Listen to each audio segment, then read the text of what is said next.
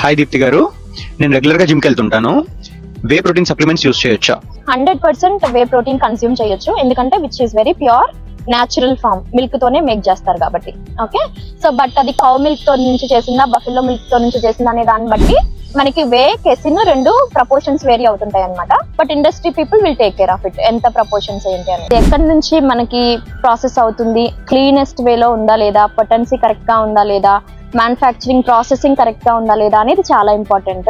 But ఇప్పుడు natural source అంటే ఇప్పుడు మిల్క్ నుంచి మనకి మేక్ చేస్తాం కదా, దాంట్లో ఒట్టి మన మజిల్ సింథసిస్ కి హెల్ప్ అయ్యే ప్రోటీనే కాకుండా మిగతా ఎంజైమ్స్ ఉంటాయి, తర్వాత ఇమ్యూనోగ్లోబులిన్స్ ఉంటాయి, లాక్టోఫెరిన్ ఉంటుంది. లాక్టోఫెరిన్ అంటే it acts as a microbe anti viral గా హెల్ప్ అవుతుంది, యాంటీ బ్యాక్టీరియల్ గా హెల్ప్ అవుతుంది.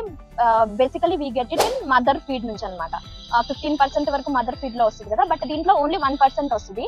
బట్ ఫామ్ ఎలా తీసుకోవాలనేది ఇంపార్టెంట్. ఇప్పుడు మీరు concentrate is the best option, but concentrate అనేది అందరికీ హెల్ప్ అవ్వదు. ఎందుకంటే ఇప్పుడు లాక్టేజ్ అనేది ఒక ఎంజైమ్, లాక్టోజ్ ని డైజెస్ట్ చేయడానికి ఆ చిన్న పిల్లల్లో ఉంటది. బట్ మనం ఒక 17-18 ఇయర్స్ అవ్వగానే అది విత్డ్రా అయిపోతుంది అనమాట, రిక్వైర్మెంట్ ఉండదు కాబట్టి. బట్ మళ్ళీ ఎప్పుడైతే మనం ఎక్కువ మిల్క్ ప్రొడక్ట్స్ లేకపోతే ఇవే తీసుకోవడం స్టార్ట్ చేసామో మనకి గ్యాస్ట్రైటిస్ లైక్ ఇరిటబిలిటీ డిజార్డర్స్ అన్ని, బ్లోటింగ్ ఇష్యూస్ వస్తాయి అనమాట.